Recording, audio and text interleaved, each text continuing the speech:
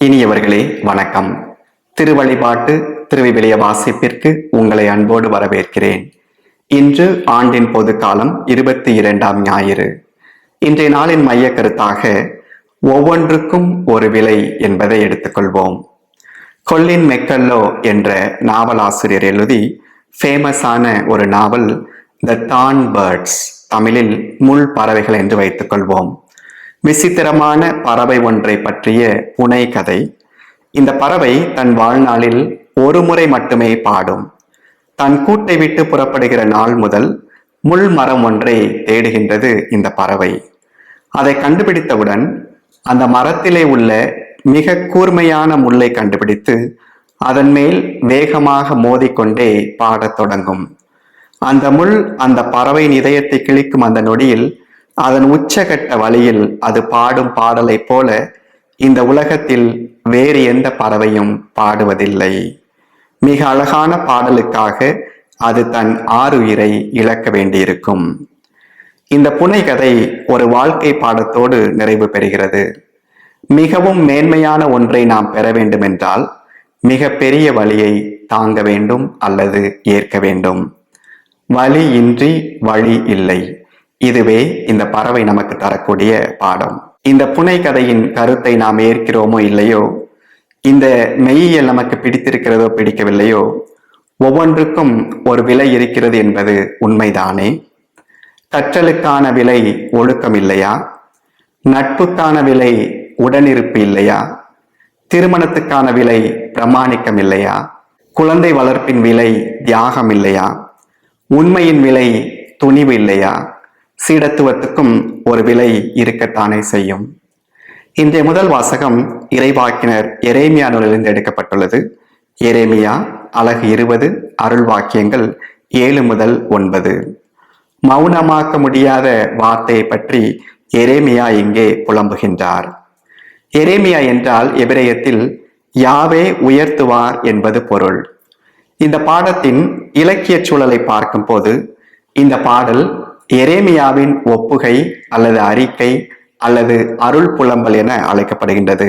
எரேமியா நூலில் 5 புலம்பல்களை பார்க்கின்றோம். அலகுகள் 11, 15, 17, 18, 20. அந்த வகையில் நாம் பார்க்கக்கூடிய இந்த ஒப்புகை அல்லது அருள் புலம்பல் அவருடைய இறுதி அருள் புலம்பல். பஸ்ஸூர் என்ற குரு ஆலய தலைமை பணியாளராக இருக்கின்றார் எருசலேம் ஆலயத்தில். எரேமியாவின் செய்தி அவருக்கு பிடிக்கவில்லை. எரேமியா அடிக்கப்படுமாறு விடுகிறார். அவருடைய போதனை முன்னிட்டு எரேமியாவை வெறுக்கிறார் பஸ்ஸூர். இதனால் மனம் உடைந்து போகிறார் இறைவாக்கினர் எரேமியா. இந்த மன உளைச்சலில்தான் ஆண்டவரே, நீர் என்னை ஏமாற்றி விட்டீர், நானும் ஏமாந்து போனேன். மயக்கி விட்டீர், நானும் மயங்கி போனேன் என்கிறார். மேலும் நீர் என்னை விட வல்லமையுடையவர். தப்பிக்க விரும்புகிறார் எரேமியா. ஆனால் கடவுள் அவரை விடவில்லை. எரேமியாவுடைய இறைவாக்கு பணியின் வரலாற்று சூழலை நாம் பார்ப்போம். சாலமோன் அரசருக்கு பின்னர் ஒருங்கிணைந்த இஸ்ராயல் அரசானது வடக்கு தெற்கு என 2ஆக உடைகின்றது. வடக்கே இஸ்ராயல் எனவும் தெற்கே யூதா எனவும் அழைக்கப்படுகின்றது. தெற்கே யூதாவின் தலைநகராக திகழ்ந்தது எருசலேம். எரேமியா எருசலேமிலிருந்து வந்து எருசலேமின் அழிவை பற்றி எருசலேமிலேயே இறைவாக்கு உரைக்கிறார். பாபிலோனிய அடிமைத்தனம் நெபுகத்நேசருடைய அரசருடைய காலத்தில் கிமு 587-86 நடக்கவிருப்பதை இவர் முன்னுரைக்கின்றார். இவருடைய இறைவாக்கு பணியின் சூழல் அரசியலில் உறுதியற்ற நிலை. ஏனென்றால் பாபிலோனியா முற்றுகையிடுகிறது. பாபிலோனியாவுடைய எழுச்சி, நாட்டின் பாதுகாப்பு பற்றிய தவறான எதிர்நோக்குகள், அரசருக்கு அருகில் இருக்கக்கூடிய அமைச்சர்களும் போலி இறைவாக்கினர்களும் குருக்களும் நாம் இதுவரை நல்லாதானே இருக்கிறோம், இப்போ நல்லாவே இருப்போம் என்று டைட்டானிக் போல நாம் இருப்பது போலவே இருப்போம் என்று எண்ணிக்கொண்டிருந்தார்கள்.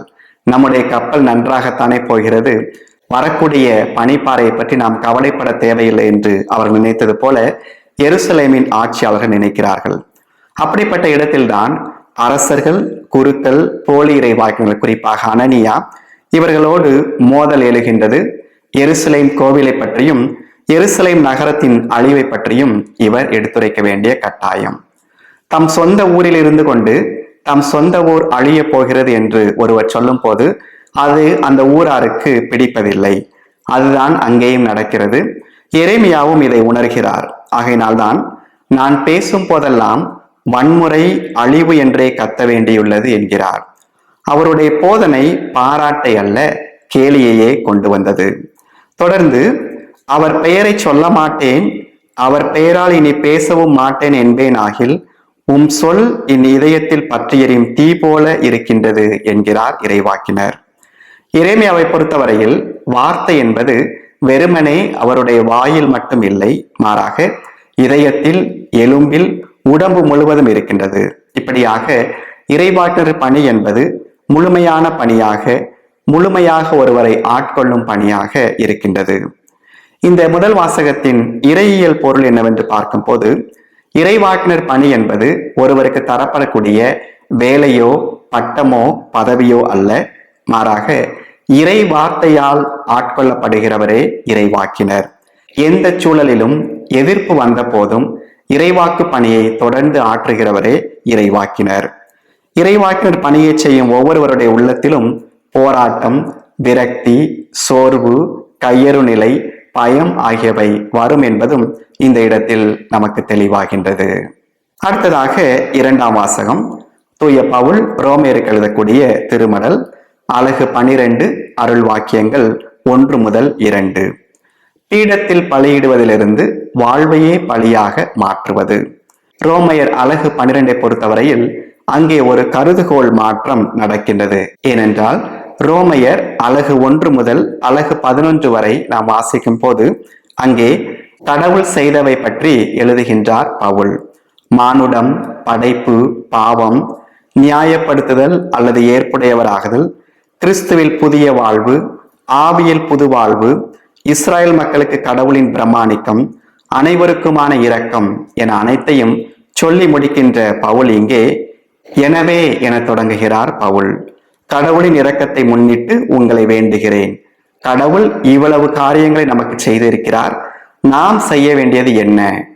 கடவுளின் அருளுக்கேற்ற பதிலிருப்பே நம்முடைய அறநெறி வாழ்வு என்ற அடிப்படையில் பவுல் தன்னுடைய அறநெறி போதனையை, அறிவுரை பகுதியை கடவுளுடைய அருளுக்கான பதிலிருப்பாக முன்வைக்கின்றார். கடவுள் இரக்கம் காட்டியுள்ளார் என்பதால் உங்களுடைய வாழ்வு மாற்றம் பெற்றதாக இருக்கட்டும் என்பது பவுல் விடுக்கக்கூடிய அழைப்பு. ரோமையர் அலகு 11 இப்படியாக நிறைவு பெறுகிறது. அவரிடமிருந்து, அவர் வழியாக, அவருக்காகவே அனைத்தும் வந்தன. அப்படி என்றால் கடவுளுக்கு நாம் எதை கொடுக்க வேண்டும்? நம்மையே கொடுக்க வேண்டும் என்கிறார் பவுல். இந்த ரோமையருக்கு எழுதப்பட்ட திருமடலின் வரலாற்று பின்புலம் என்று பார்க்கும் போது ஏறக்குறைய கிபி 50களில் எழுதப்பட்ட மடல் என்று கருதப்படுகிறது. இந்த மடலின் வாசகர்களுக்கு யூத, கிரேக்க, ரோமை சமய வாழ்க்கையில் பலியின் முதன்மை பற்றி தெரிந்ததாக இருக்கின்றது. ஆகையினால்தான் பலி பொருள் என்ற கருதுகோளை இங்கே பயன்படுத்துகிறார் பவுல். பீடத்தில் விலங்குகள் பலியிடப்பட்டன. ஆனால் இங்கே பவுல் சொல்வது கடவுளுக்கு உகந்த தூய உயிருள்ள பலியாக உங்களை படையுங்கள். மேலும் உங்களை என்பதை, உங்கள் உடலை என்பதை உங்களுடைய வேலை, உறவு, பேச்சு, நேரம், பாலியல் உணர்வு, உடைமைகள், பணி, துன்பம் என அனைத்தையும் படையுங்கள் என அழைப்பதாக எடுத்துக்கொள்ளலாம். தனி மனிதரே இங்கே பலிப்பொருளாக மாறுகிறார். மேலும் உயிருள்ள பலியாக படையுங்கள் என்கிறார் பவுல்.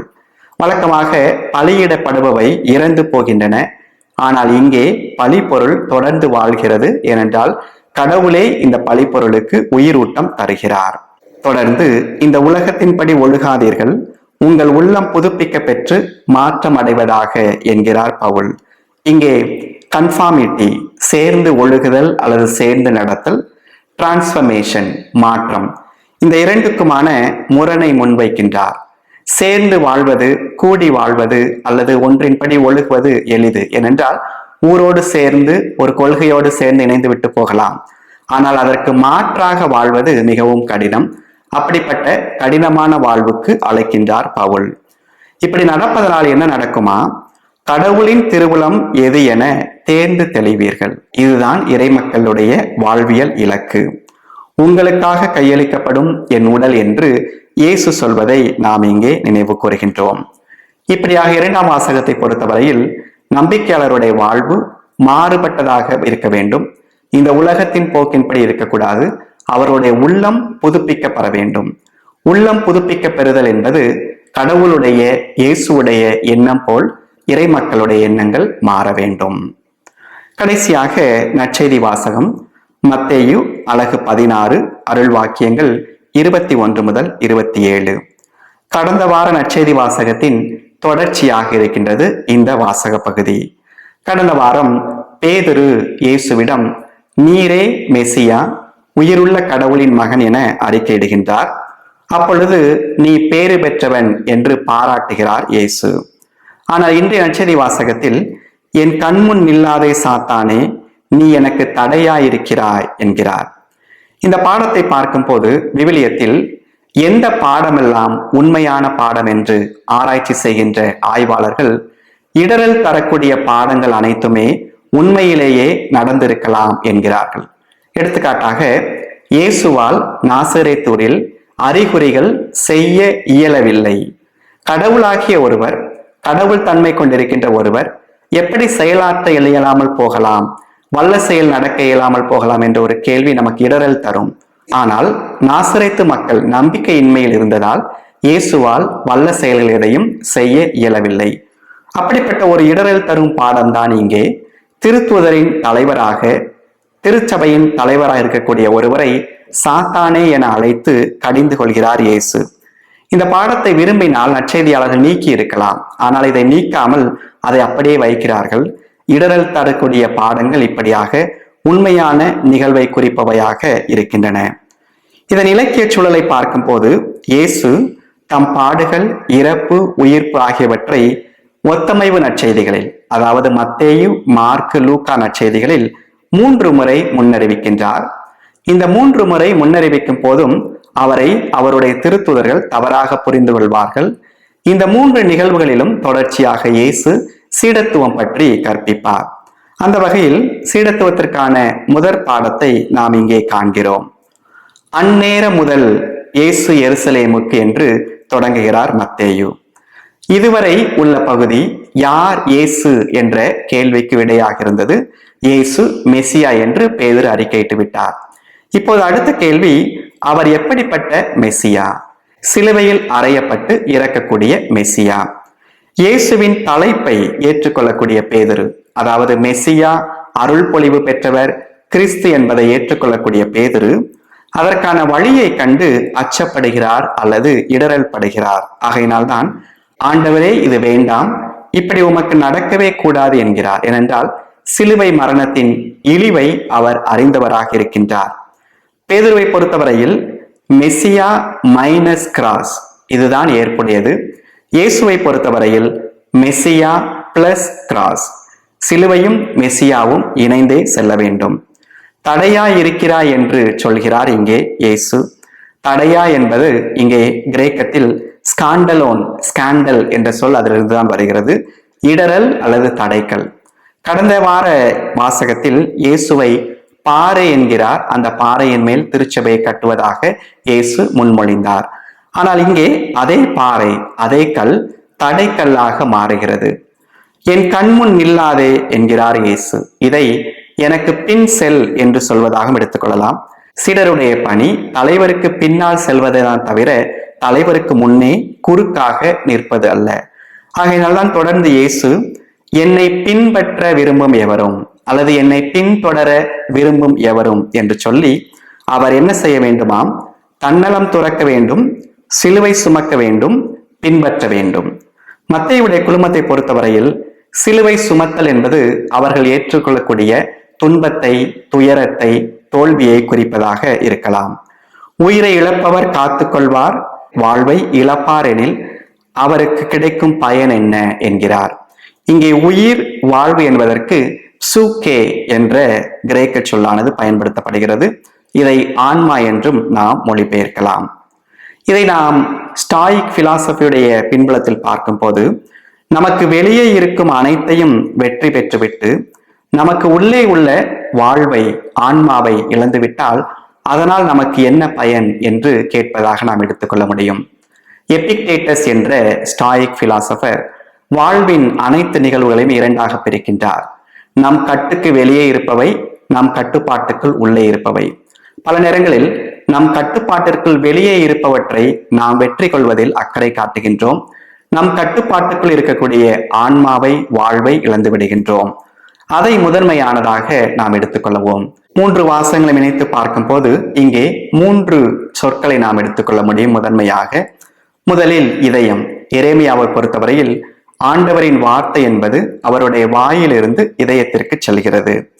அடுத்ததாக உங்களுடைய மூளை புதுப்பிக்கப்படுவதாக, உங்களுடைய மைண்ட் புதுப்பிக்கப்படுவதாக என்கிறார் பவுல். இங்கே இயேசு வாழ்வை காத்து கொள்ள வேண்டும் என்றால் அதை இழக்க வேண்டும் என்கிறார்.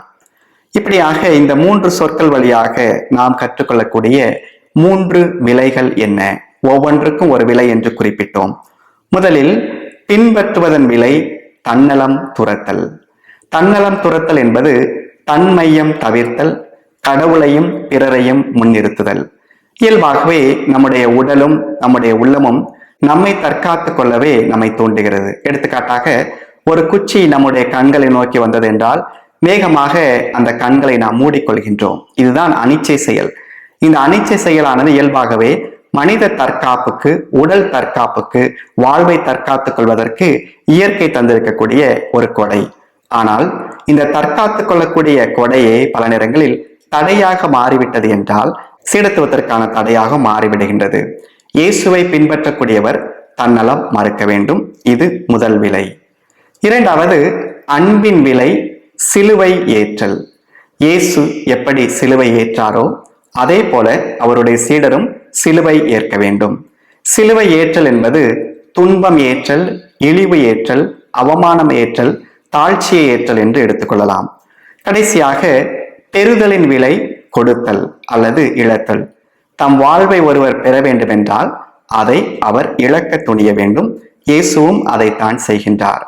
பல நேரங்களில் சீடத்துவம் என்பது ஆயர்கள், குருக்கள், துறவியர்களுக்கான வாழ்வியல் நிலை என்று நாம் எடுத்துக்கொள்கிறோம். ஆனால் சீடத்துவம் என்பது கிறிஸ்தவர்களாகிய நாம் அனைவருக்கும் உரிய அழைப்பாக இருக்கின்றது. பெரியவற்றை பெற வேண்டுமெனில் பெரிய விலை கொடுக்க தயாராக இருக்க வேண்டும். எரேமியா அந்த விலையை கொடுக்க தயாராக இருந்தார். தொடர்ந்து இறைவாக்கு பணி செய்தார். பவுலுடைய ரோமை குழுமம் உள்ளம் புதுப்பிக்க பெற்று அவருடைய இறைவாக்கு பணியை தொடர்கிறார்கள். இயேசுவுடைய சீடர்களும் அந்த நேரத்தில் இயேசுவை தவறாக புரிந்து கொண்டாலும் இயேசுவுக்கு பின்னர், இயேசுவுடைய உயிர்ப்பு விண்ணேற்றத்திற்கு பின்னர் சிலுவையை ஏற்க தயாராக இருக்கிறார்கள். நம்முடைய வாழ்விலும் பல நேரங்களில் நாம் துன்பத்தை விட்டு தள்ளி நிற்கின்றோம். துன்பம் வேண்டாம் என நினைக்கின்றோம். ஆனால் நம்முடைய வாழ்வின் பெரியவற்றை நாம் பெற வேண்டும் என்றால் பெரிய வழியை ஏற்க வேண்டும். நாம் முதலில் சொல்ல கேட்ட அந்த புனை கதை பறவை போல நம் வாழ்விலும் பல நேரங்களில் நாம் இந்த முள்ளை தேடிக்கொண்டே இருக்க வேண்டிய கட்டாயம். இந்த முள்ளை நாம் தேடிக்கொண்டே இருந்தாலும் பல முட்கள் நம்மை நோக்கி வந்து கொண்டே இருக்கின்றன. இந்த முட்களில் நாம் மோதிக்கொண்டே இருக்கின்றோம். மோதிக்கொண்டே இருக்கக்கூடிய ஒவ்வொரு பொழுதும் இனிய பாடலாக அமையட்டும். ஏனென்றால் வாழ்வின் பெரியவற்றை நாம் பெற வேண்டுமெனில் அதற்கு பெரிய விலை கொடுக்க வேண்டும். ஒவ்வொன்றுக்கும் ஒரு விலை இருக்கின்றது. இறுதியாக இன்றைய பதிலுரை பாடல் என் உயிர் உம்மேல் தாகம் கொண்டுள்ளது என்று திருப்பாடல் ஆசிரியர் ஆண்டவராகிய கடவுளை பார்த்து பாடுவதாக இருக்கின்றது. இந்த உயிர் ஆண்டவர் மேல் தாகம் கொண்டிருக்கின்றது. கடவுளே நம் தாகம் தீர்க்கக்கூடிய தண்ணீர் தடாகமாக இருக்கின்றார். அவரை நோக்கி நம்முடைய வாழ்வை இன்றும் என்றும் அமைத்துக் கொள்வோம். அவர் நம்மை நிறைவாக ஆசீர்வதிப்பாராக. ஆமென். நன்றி.